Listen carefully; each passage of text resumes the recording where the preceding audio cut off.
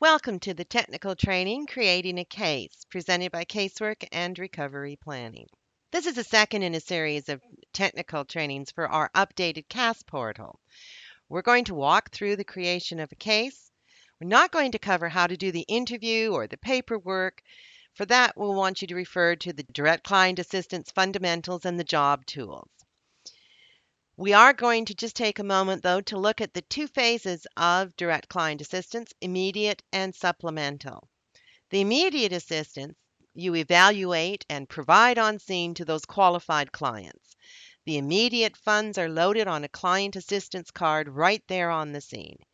And lodging is also provided if needed.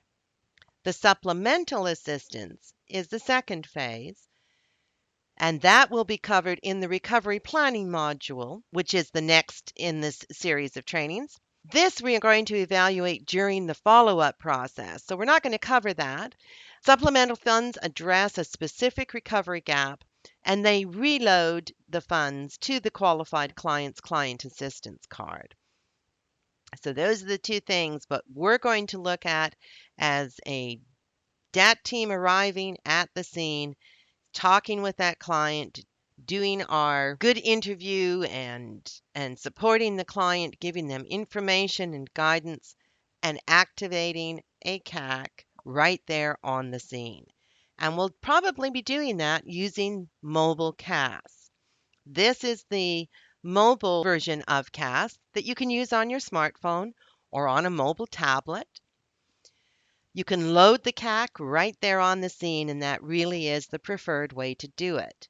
A secondary way is to call someone else who is not on the scene, and you will dictate those required elements to them so that they can activate.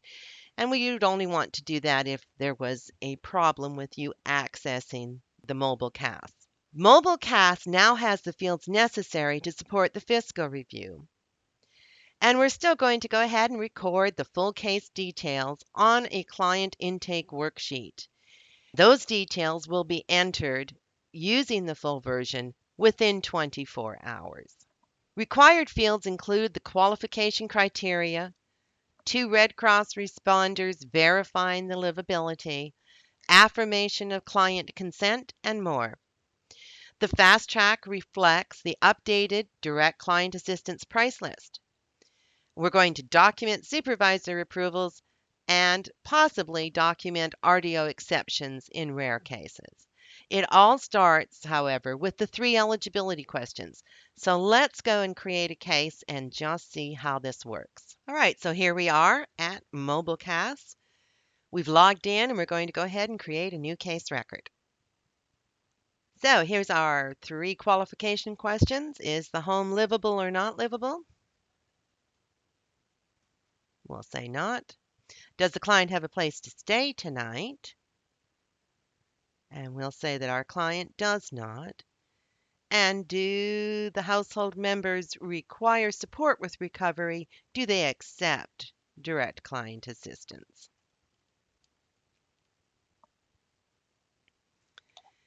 So now we can go ahead and put in a name and an address and go right to the zip code, just as we do now.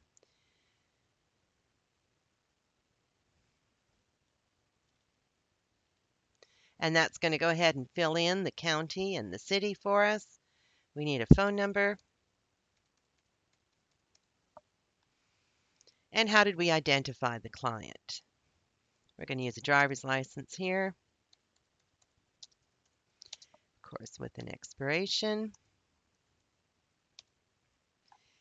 And then the client's date of birth.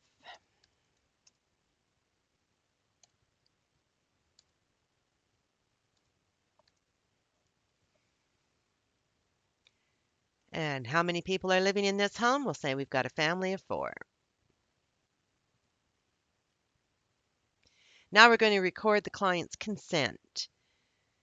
So having read the affirmation to them, we're going to choose from general, government, medical, or declined, and indicate that.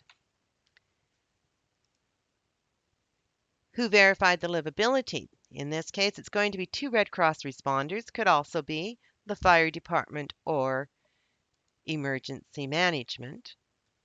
Some language choices that you can make, health and mental health choices. We'll go past those for the moment. And then we need an event. So I'm just going to add a house fire. And now we're going to look at the assistance types. So our client is not livable. Let's go to the fast track. You can see the various assistant types that we have. Immediate assistance, lodging, supplemental, health and mental health, and RDO exception. So let's go to immediate assistance,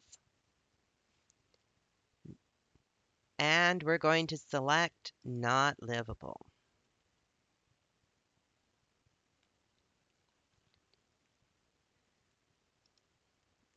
And then we're going to look at our lodging tiers, tier 1, 2, and 3, and then Friday tiers. So we're going to just choose the first one.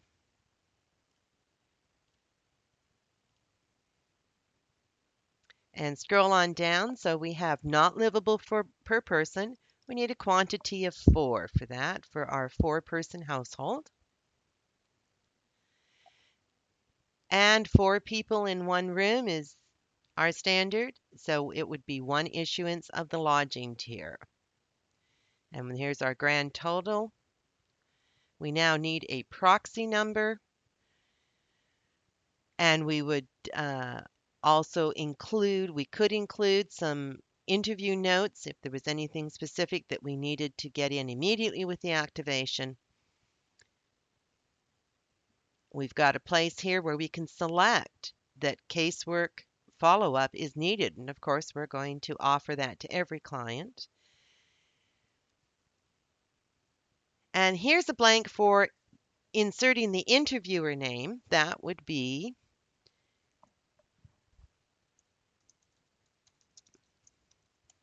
person conducting the interview, and then a name of the second responder. This is the person who is affirming the livability that y'all have agreed on. And so we'll put in Joe responder. And then we're going to click save. Right? Now, of course, our bank transaction is not going to complete because we didn't actually put in the proxy number and so on. But the rest of this information, we're going to go and have a look and see if that's in our full CAS. Once that case is created, then of course it is our responsibility to get the rest of the details. Once that CAC is activated, the essential case elements are in there, just the required fields, and the rest of the case details will need to be entered within the next 24 hours. So to use the updated CAS portal, what do you need to do? Well, you need to be familiar with CAS 2.0. You should have completed the Casework Fundamentals course and the DCA Fundamentals course, and certainly have reviewed the updated job tools. If you need assistance in accessing any of these things, reach out to your supervisor and they should be able to assist you in getting what you need. How do you get to the updated CAS portal? It's easy. You just log in as you normally do. Go to your division's CAS portal and it's the same password. It'll get you right in. That portal will be automatically updated as of September 30th, 2015. Getting help. Certainly, if you have program questions, those are the questions to take to your supervisor or your DPM or your RDO. And of course, to refer to the doctrine and guidance that is available to you in our casework and recovery planning job tools and trainings. So, how do you get help? Certainly, if you have program questions, you would want to go to your supervisor, your DPM, or your RDO and ask those questions for that subject matter expert advice. The other place to check is the casework and recovery planning job tools and the training. If it's a CAS technical issue, check the blue tabs at the top of CAS for the knowledge base. You can also find links to the Zendesk where you can submit a trouble ticket and the training page. Thank you for joining me today.